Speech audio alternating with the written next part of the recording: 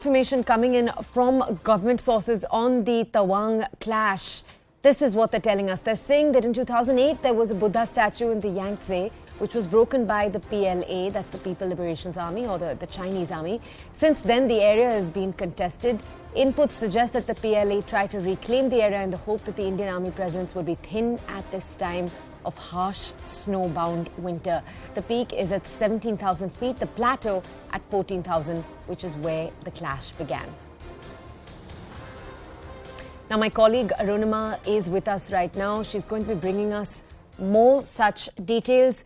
Arunima, the chief detail that we're revealing to our audience is that the PLA possibly tried to reclaim this area in the hope that the Indian Army presence would be thin at this time because there is a harsh winter in that entire area. Could you bring our audiences more context to that piece of information? So what government functionaries are telling us is that this area at 14,000 feet, this is an area of pilgrimage for the locals. Yangtze had a Buddha statue which people worshipped. It also has what locally is called the place of 1,000 waterfalls. It's a touristy area for locals there because of the high terrain at 14,000 feet. It's also a place of pilgrimage. And in 2008, China tried to push back Indian Army from this point by breaking the Buddha statue and by restricting access. And since then, there have been repeated skirmishes where the People's Liberation Army has tried to dislodge Indian Army from that position. What functionaries tell me is that in the last 6 to 7 years, earlier Indian Army would only patrol this area, and in winter months during snowbound peaks, they would vacate. But in the last few years, they have continued to stay there even in the winter months. So I think Chinese army calculated that because it is snowbound right now, Indian army presence would be thin and they would take advantage of the situation and capture our post and push back the claim line. But since Indian army was continuing to hold on, it led to clashes. There were about 300. The PLA soldiers were about 300. The Indian army refused to vacate the post, and that's why they got injured. About 9 of them with limb injuries, fractures, etc. were evacuated to a Govt hospital. The situation currently, as per government functionaries, is under control. Flag meeting has happened. Both sides have gone back to their position. Status quo has been restored. But it just shows that, repeated attempts are being made by China to reclaim parts of line of actual control, which they think is their territory. Okay, Arunima, if I could ask you, could you remind our audiences in the last few weeks of military developments that have taken place between China and India, both in Ladakh and, of course, on other parts of the LOC? I said in the last few weeks, I actually mean in the last few months. Could you bring our audiences up to date? Control all along, right from eastern Ladakh up to Arunachal Pradesh. There have been back and forth between the Indian and the Chinese side ever since Galwan happened. There were eyeball-to-eyeball clashes in eastern Ladakh. We've reported on how in Pangong, from finger 4 to finger 8, there were repeated attempts to disengage. Depsang continues to be a problem area.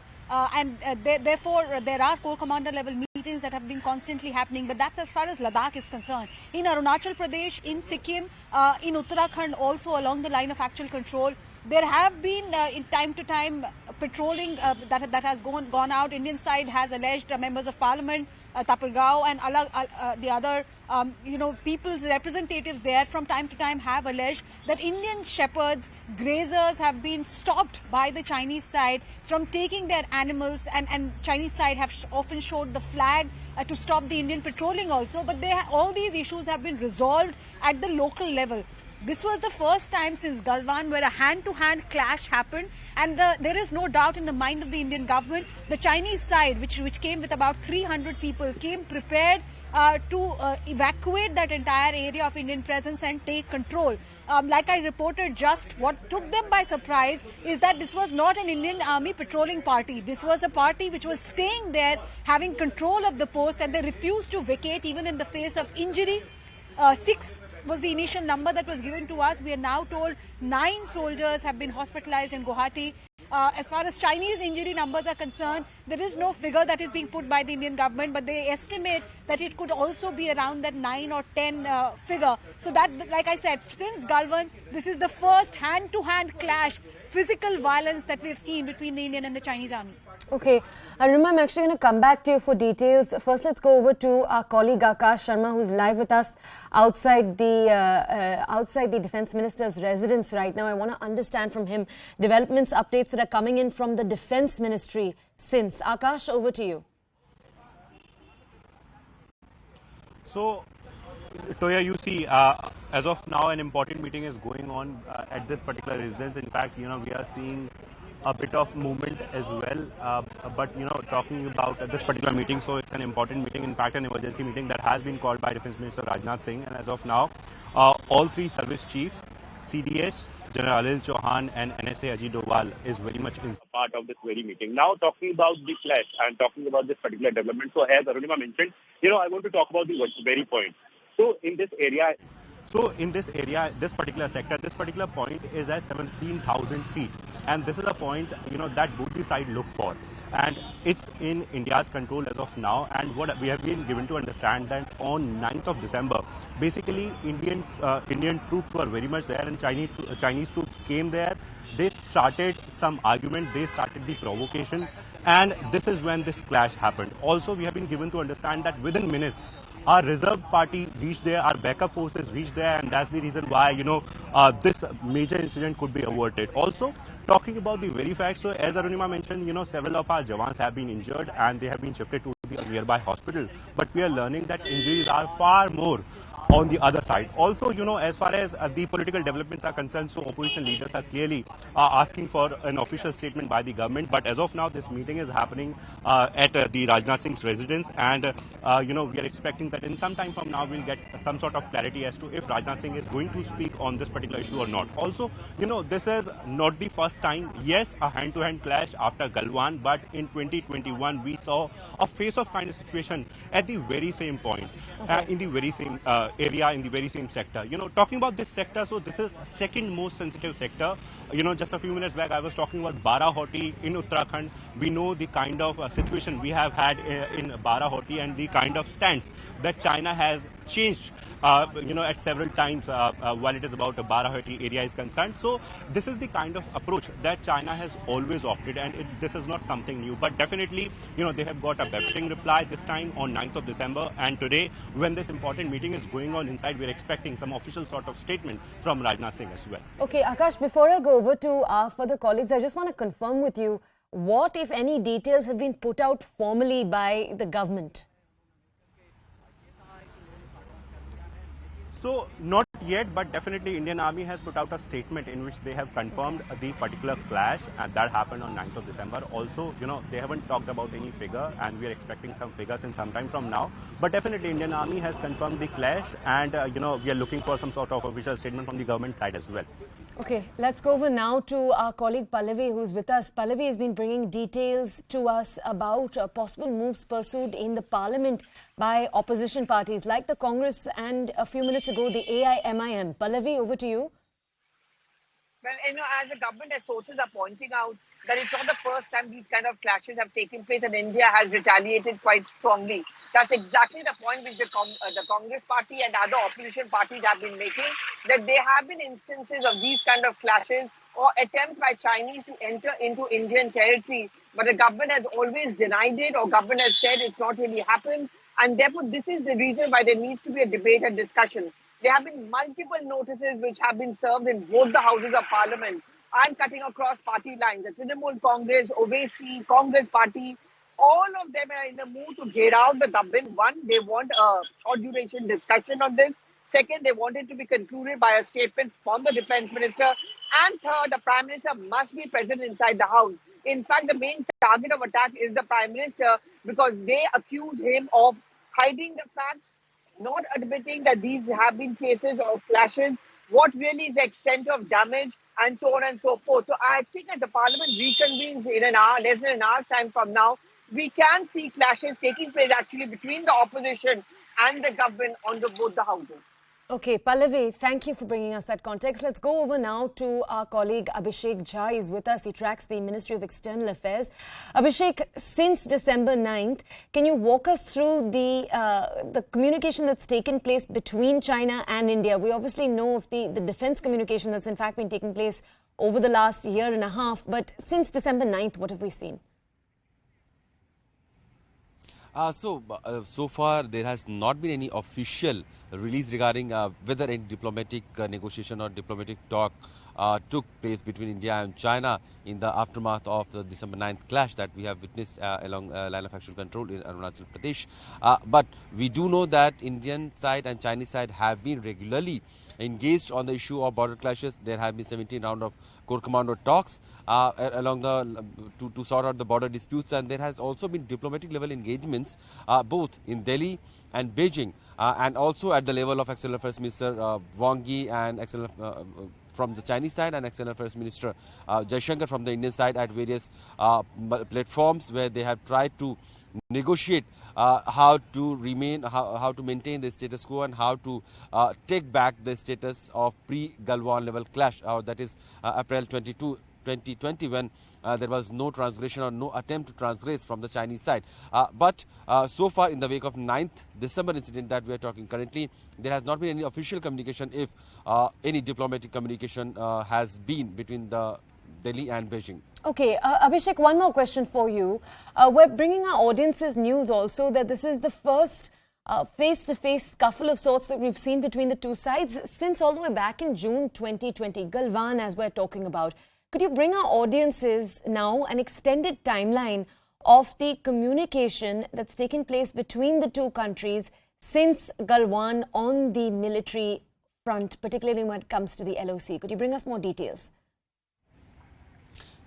Since Galwan 2020, that was one of the most, when the relations between the two sides were almost on the cliff from a war, a full-fledged war. But New Delhi insisted on being at the negotiating table, and Chinese side also came on the negotiating table, and then started rounds of talks at the core commander level talk, who would decide the real boundary and how to disengage troops. And at the same time, the diplomatic relations, the diplomatic level talks where Ministry of External Affairs senior officials were joined by Chinese counterparts also started taking place, and there have been multiple rounds of talks in the last 2.5 years, and that has also successfully proven in some sort that there has been disengagement at some friction points in Ladakh.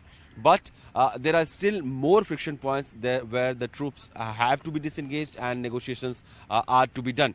The next round of talks is yet not slated, but we know that there has been massive troops deployment along line of actual control. And the latest skirmishes that we are reporting in Arunachal Pradesh was sort of coming because in the last several months there has been multiple reports of Chinese side building up and strengthening their infrastructural capacity, deployment of troops, bringing more artilleries and ammunitions, and also trying to create new villages and bringing more habitants from the inner China, and trying to create a village so that they can, in future, they can always claim that these villages were already there, and so Chinese side boundary of Chinese side extends to this point, and from there onwards they can negotiate about the line of actual control, which is almost like 10 to 20 kilometers from the line of perception of both the sides. So there has been in a very slyly manner Chinese side have tried to do this. The transgression that we are reporting now that has happened on 9th of December, this is not the first transgression.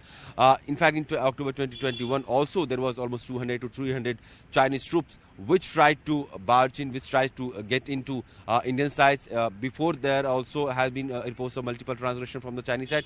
But the combat when hand-to-hand combat between the two sides is something new. This is first time that is happening after the Galwan clash of June 2020, and first time both sides have engaged, and this time it is reported that Chinese side have come very prepared with spike clubs and monkey claws and all sort of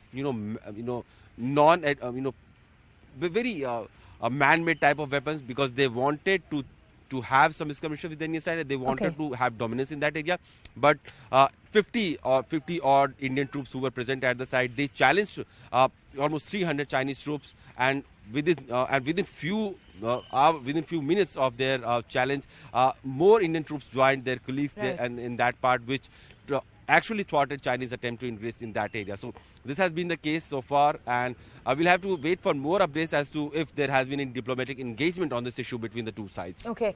Abhishek, stay with us. We have two guests with us this morning to provide all of our audiences with more context. Ambassador Suresh Goel is with us. He's a former diplomat. And Colonel Shailendra Singh is with us. He's a defense expert. Good morning, sirs. Thank you, both of you, for joining us here on CNN News 18. Colonel, I want to come over first to you to understand, and I'm going to look down so I can quote exactly the wording here. All right, I need to very quickly go over to my colleague Akash. I'm sorry, he's tracking the Defence Ministry as we speak.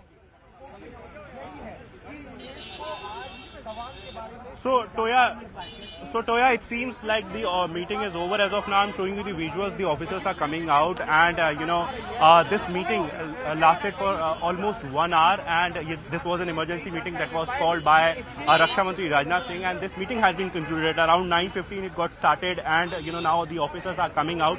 We are learning that this was a crucial meeting, for the briefing thing, and Raksha Mantri wanted a brief of the incident that happened on 9th of December before the expected address in the parliament. And you are seeing these visuals where officers are coming out as of now because this meeting has been concluded. NSA, CDS, all three army chiefs and all key persons of the Defence Ministry of the Indian Army were present here in this particular meeting. And as of now, I'm showing you the visuals. This is the condition outside the residence of Raksha Mantri Rajnath Singh, and in the mid of the session, the parliament session that is going on. Opposition is basically asking for the official statement, official stand of the Indian government as far as the particular incident is concerned. So as of now, this meeting was called, and also talking about the incident. So this incident happened on 9th of December, as we are constantly telling our viewers, and this meeting was a crucial meeting, important meeting. That's what called by Raksha Mantri Rajnath Singh. Also, we have been given to understand that officers have briefed Raksha Mantri Rajnath Singh about the incident, about the sector, and specifically about the particular area where this clash happened. We have been given to understand that it's a 17,000 feet high point where India has dominance as of now. Yes, it's not an all-weather approach area, and that's the reason why both the sides look for the dominance. Chinese side was well prepared. They had ill intentions, and they started provocation. And after that provocation, only Indian Army soldiers responded, and after that this clash happened. This is happening after 2 years since Galwan. We have seen what happened at Galwan, where 20 of our soldiers laid down their lives. But after Galwan, this is another incident, another clash that has happened between the armies of both the side. And also, in 2021, in the same area, something similar happened, but it was not a clash, it was just a face-off. And we have reported similar instances, similar face-off instances from other areas as well, not only in the eastern sector of the actual line of control, but also in the middle sector, also in eastern Ladakh area, where we have friction points. And we have been given to understand that in total we have more than 24 friction points alongside the actual line of control. But Arunachal Pradesh seems the next point that China is eyeing as of now, because this is a similar practice that China opted in 2020, where they were well prepared. They came with handmade weapons. They came with a monkey fist and all other weapons, and started provoking Indian Army. It was a routine patrolling from our side, but they started argument, they started provocation. After that, this clash happened. And also, we have been given to understand that at least 6 of our Jawans have been injured, and they have been shifted to the hospital. But also on the other side, injuries are far more on the other side. But definitely, right, all eyes are on the parliament as of now, are in the parliament right as of now, because we are expecting a meeting. We are expecting a statement, in fact, by Raksha Mantri Rajnath Singh. And this meeting, this emergency meeting that was called by Raksha Mantri Rajnath Singh, where all three chiefs, CDS and NSA, were present. After this meeting, we are expecting some sort of briefing, some sort of statement in the parliament as well, Toya. Okay, all right. As we await possible statements coming in from the Defence Ministry, let's go back to our two guests who stay with us, Ambassador Suresh Goyal and Colonel Shailendra Singh. I'd like to thank both of you for waiting with us.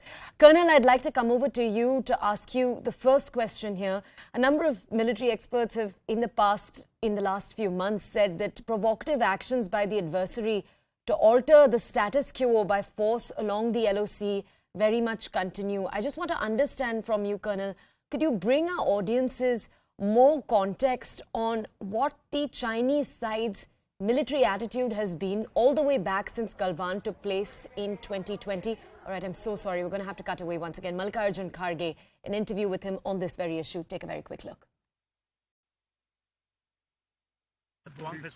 No, whatever our media people will tell, that is. Sir, will you raise this issue in the parliament, sir?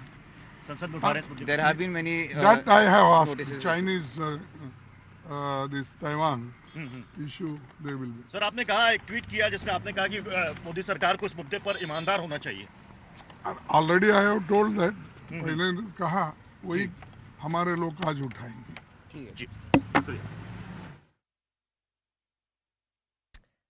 All right, that, as you saw, was the Congress President Mallikarjun Kharge. Let's go back to Colonel Shailendra Singh. Colonel, I'm so sorry. We've cut away from you twice while trying to ask you the same question. Were you able to hear my question? Would you be able to answer it? Would you like me to repeat the question? I would request you to repeat that. Colonel, I'd like to understand from you, you've had experts in the last few months say that provocative actions by China to alter the status quo by force around the LOC continue. Can you walk our audiences through what, right since Galwan in 2020, the last few months have looked like, militarily speaking, for both countries along the LOC? If I could be given the liberty to make people understand that such kind of incursions, oblique grab action, oblique violation of LAC has been done by China, not now. It has been done much earlier. When I was there at Yangtze in 2002 or 3, even that time it was on. I was there again on the LAC somewhere in 1993. It was still there. It's only matter of that now we have the media so alert, so popular, that it brings it out, and that is where the pressure comes on the government. Yes, I'll agree. But I would also request the media to be a little more sensitive and careful. You can't say that China is reclaiming the land. What do you mean by reclaim? It was never there. You claim a thing or reclaim a thing which you thought is yours. No, it was never there with you. So such words need to be little avoided. I must also bring out to you one more point. What happened in Yangtze now is a grab action, an attempt of grab action. That you come with 200-300 people. If you suddenly can find a little weakness, you occupy it and thereafter say that this is what is all happening in the LAC. Please understand the spirit of Indian Army, 50 soldiers, non-tolerance, absolute zero tolerance that if China will come, I will not let him come. I must congratulate our country that see the difference. Earlier we used to keep resolving कि चलिए वो आए हैं वो वापस चले जाएंगे. Today the intolerance is so much. मैं तुम्हें आने नहीं दूंगा. That is what has happened at the junior leaders. Junior leaders are very, very angry, very, very careful. There is no tolerance that we will let you come in. What to say of making we vacate? China is doing a very strategic mistake, which of course can be attempted by them, by their wisdom. This is not a campaigning season. You will not yield anything. But the good thing what they are trying to do is that if you occupy some land, then it is not a campaigning season for even India because of that height, because of the harshness of the weather and the climate conditions. Overall, if the people have to understand, you see 3,500 kilometers cannot be guarded by inches. But at the same time, I can only tell you that my political bosses, please try and understand, give that free hand to Indian Army. We will also do the same action reciprocation basis. If you can attempt a grab action here, I can do it at 10 more places. And that is the language which China understands. Take the example of Galwan. Why did you have brought out, they withdrew from Pengang? So why? Because we were occupying the Kailash range. They knew that Moldo garrison is compromised when we are sitting there. That is the language they understand. Take those strategic heights. They will understand. If you start doing that, what they are wanting to attempt, take 2 steps more. You will see it will not happen. And today, you have the leadership, junior level leadership, which is prepared to take that extra mile, extra step ahead, that even if it is at the cost of some injury or maybe sacrificing my life, as far as China is concerned, मैं इसे अंदर नहीं आने दूंगा. I think Pakistan has become a low priority for me. I might have some tolerance towards that, but not for China. Somebody said about the delay in reporting, some opposition party or whatever. I must tell you, what is delay? Did you come to know on 9th? And even if, let us say, you have come to know on 11th, are you going to be there to solve it? Let's not do this blame game within the government. Yes, please have the political parts the way you want, but not, there's nothing called as delay. Government is hiding. Wow, very good. How has that come today? If government is hiding, they could have hidden the news the way it was hidden in 1993. When I was there, we had a clash. It was never reported. I'm very grateful because it's a good diplomatic step because it doesn't escalate. If things are not escalating, yes, there is little wisdom in diplomacy. I would rather say, have your diplomacy intact, have your political initiatives intact, but don't start blame game that there has been a delay, there has been a clash. What is a clash? How do you understand as an opposition, as a clash, or as a politician? I understand that's a clash. I used to do it with my hands behind and my chest in forward. So we used to push each other. No, not a problem. Will you call it a clash? And it got resolved. Now today, I'm very happy it is graduating to that no, I'm prepared to fight. I will fight it like this. I'm sure it is going to get upgraded that tomorrow I will fire. If you come to my post, I will fire and make you dead. That is the resolve which is coming up, which is very good. We are being aggressive, there is no doubt about it. We are being aggressive in our defenses now. That is the lesson learned from Galwan. That is the lesson now with China. Because you see, China claims it's a superior force. Why are you not coming in? If you are that superior, please come. I'm waiting for you. If you think we are Chishul, then let us see it again. Chishul happening. You please come in Galwan. Why are you vacating Kwangangso? Why are you vacating Hot Spring? Because not that you are being magnanimous. You are forced to. You also tried to climb, Kailash range. I outsmarted you. I was more spirited. I reached there first. And that is why you were 2 hours late and you had to go back. That no, Kailash is already occupied. So you see, I'm very happy that Indian Army is now getting more aggressive. Now this defensive aggression need to be further upgraded into a proper aggression. That if you are prepared to do this grabbed attempt, I will also reciprocate as warmly and little more aggressively. All right, Colonel, can I just request you to stay with us? Thank you for providing us with that perspective. We have some breaking news coming in. We'll return to you in a second. Defense Minister Rajnath Singh will be making a statement today in Parliament. As we speak, the huddle at his residence continues. Remember, my colleague Akash is stationed outside the Defense Ministry as we speak. We've been awaiting any kind of response, any kind of indication from the government, a formal statement about exactly what took place yesterday. Remember, this comes in between the opposition, the Congress, we just heard right now from Congress President Mallikarjun Kharge, and the AIMIM, their leader Asaduddin Owaisi. Both have made statements in the last few hours asking the government to come forward and discuss exactly what took place on December 9th. Let's go over very quickly to my colleague Arunima for more. Arunima, over to you. Yes, so after a deliberation, government has decided that Raksha Mantri will make the statement in Lok Sabha at 12 o'clock and then brief the upper house at 2 o'clock. What government officials are telling us is that the opposition's adjournment notices have been seen, but opposition must wait for the government's response for the Raksha Mantri's statement. The facts of the matters will be laid before both houses before they make any kind of insinuation, any kind of allegation. So at around 12 o'clock, which is in a short while from now, you will see the Raksha Mantri list out the facts of this matter. Sources are already telling us, that since 2008, this was a contested area. And this attempt 3 days ago was one more attempt by the Chinese army to change the status quo there, push back the claim line. Okay, Arunima, just our audiences possibly remember Galwan in 2020. They possibly remember the information that was immediately revealed to audiences and the information that was made public a little while later. Could we see a similar strategy approached by the government today, or will we have to wait and see? See, when Galwan happened, the number of casualty and the impact of it, the shock value of it, because we had not really seen India lose lives, the lives of our soldiers in a clash with China since the 1962-1963, and that there was a shock element there as well. But since then, I think India has also recalibrated. In this instance also, what government functionaries are pointing out is that because this is at, the plateau is at 14,000 feet, the peak is at 17,000 feet, it's snowbound, and at this time of the year, it's extremely harsh conditions. Usually, Army would just patrol that area, and perhaps that is the information with which PLA came in.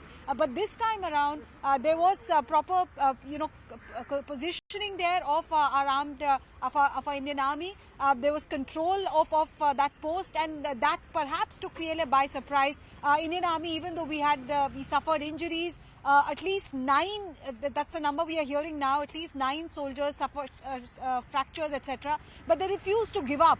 And that is the difference in strategy that Indian government functionaries are pointing out, that now we are much more alert to Chinese designs. We realize that they want to push back the claim line, the line of actual control, and we are prepared to thwart any design to claim our territory. That's the stance that Indian government is taking. Okay, and Arunima, smaller details such as, for example, reports that we were sharing with our audiences that possibly, rifles weren't used, but there were spikes with nails used. Details like that. Could we see a confirmation coming in or more clarity coming in from the Defence Minister in that statement, or should we wait and see?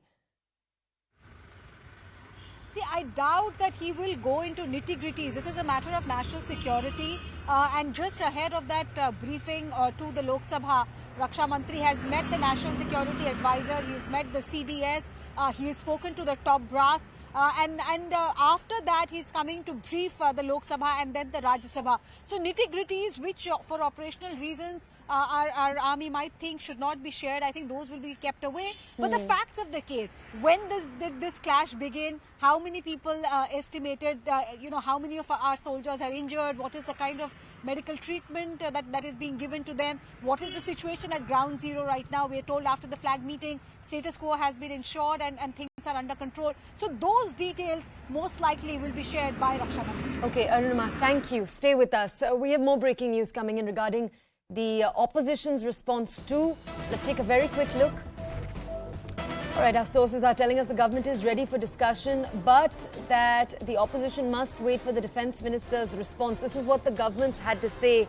Let's go very quickly to my colleague Pallavi to understand more. Pallavi, we watched very quickly just a few minutes ago as the Congress President, Mallikarjun Kharge, made a statement asking the government to put out more details. Now this information coming in from the government. Could you tell us more? See, so it was very clear that the government would want to make this statement, and that's the reason why the Defence Minister was being briefed earlier today, this morning, before he heads and reached Parliament. I mean, he was, of course, being briefed by the CDS, by the Army Chief, because you, of course, have to collect all the data and then you have to put those facts on the floor of the House. Of course, has to be vetted within the national security concerns. What government sources are telling us is it's all very well, and the opposition does have the right to ask the government to know the facts.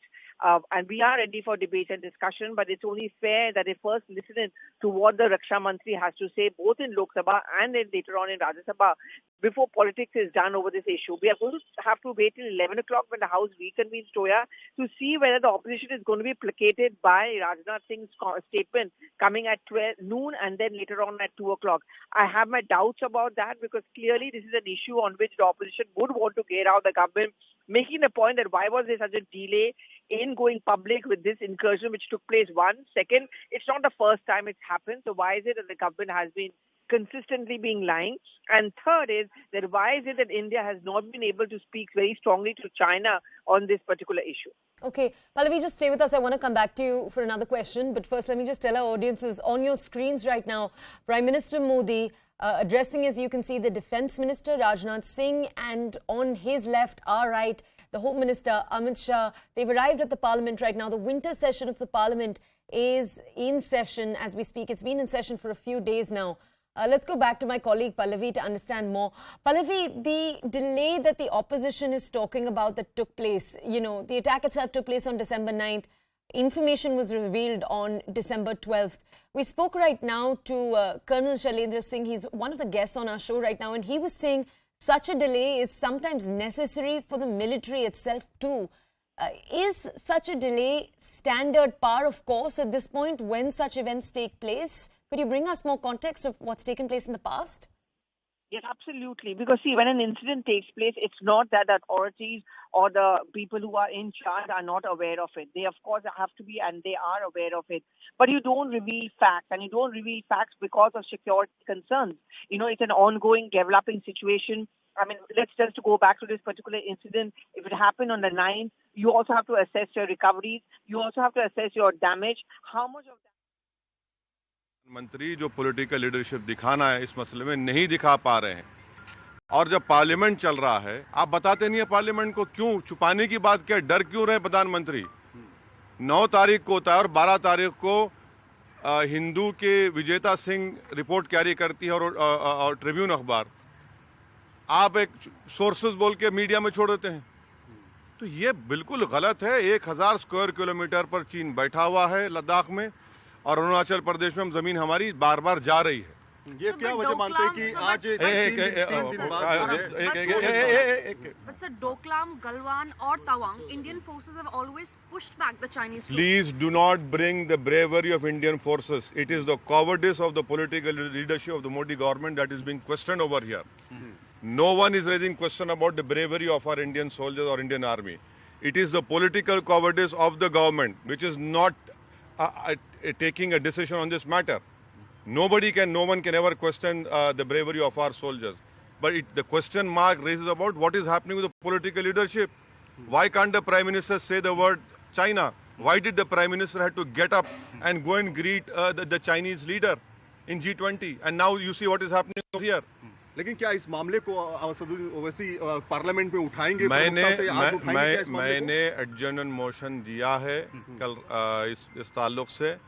हम देश के प्रधानमंत्री से ये पूछना चाह रहे हैं कि क्या आप लोकसभा और राज्यसभा में इस मसले के ऊपर, जब हमारे भारत के सैनिकों के ऊपर चीन की फौज ने हमला किया, उनको जख्मी किया, आप डिस्कशन अलाउ करेंगे नहीं करेंगे?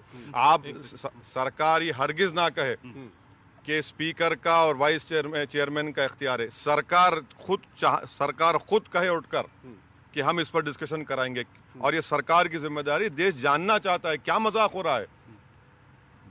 इतने मजाक हो रहा है, हमारी जमीन जा रही है और उस पर सरकार डिस्कशन नहीं करना चाहती, और पार्लियामेंट को आप डाक में रखते हैं। क्यों सरकार डर रही है डिस्कशन? तो सरकार की जिम्मेदारी है, प्राइम मिनिस्टर की जिम्मेदारी है कि वो इसका डिस्कशन कराए। बल्कि हम तो ये कहना चाहेंगे कि प्रधानमंत्री एक ऑल पार्टी डेलीगेशन उस मुकाम पर लेकर जाए जहां पर एक क्लैश हुआ था। सर, फौज ने पूरी तरीके से डटकर मुकाबला किया है। मेरे भाई, फौज की बहादुरी के पीछे मत छुपिए। फौज हमेशा बहादुर थी, हमेशा बहादुर रहेगी। यहाँ पर बुजदिली के मजाहरे देश के प्रधानमंत्री और उनकी सरकार दिखा रही है। फौज को हुक्म कौन देता है? प्रधानमंत्री देते हैं ना, उनकी सरकार देती है। आप 1000 स्क्वायर किलोमीटर पर चीन की फौज बैठी हुई है। आज हमारे विंटर आ चुका है, खुद वहां के जो लोग अपनी जानवर को लेकर ग्रेसिंग हो जाते हैं, वो कह रहे हैं कि भाई हमारे जमीन चले गई, हम ग्रेसिंग नहीं कर सकते, चीन बैठा हुआ है। तो ये इस वक्त देश के प्रधानमंत्री को, जो अपने आप को एक बहुत बड़ा नेता मानते हैं, भाई आप हुक्म करिए, निकालिए उन लोगों को, चीन को, जो हमारी जमीन पर बैठा है। लेकिन सवाल यही सर, हो गया बस। Okay, we heard right now from Asaduddin Owaisi. Let's go over to my colleague Pallavi right now for more. Pallavi, the AIMIM leader attempting to make clear while he was addressing the press that he wasn't questioning the army and the army's valor. He was only trying to question the government's intentions. Will we see the opposition be able to continue to make that separation even when they raise these comments later in Parliament today and tomorrow? Or do we think the BJP will perhaps accuse them of blurring the lines? Well, I don't think the opposition is going to see the blurring. If you listen to what Mr. Owaisi had to say, it was very clear that there may be statements coming in from the Raksha Mantri, but we want a debate and discussion. We want to know why is it there is the points we were discussing a short while back, Toya. The point that they are asking is that if it happened on 9th, why did it come into the media only on the 12th? Right. They are national security concerns. Government always says that, it's a developing situation. You need to assess the damage. You also have soldiers who've been injured, who have to be admitted to hospitals. You're also retaliating. Can you afford to come out with those details immediately? That's going to be the government's point of view. In fact, these are the questions which the opposition wants to ask.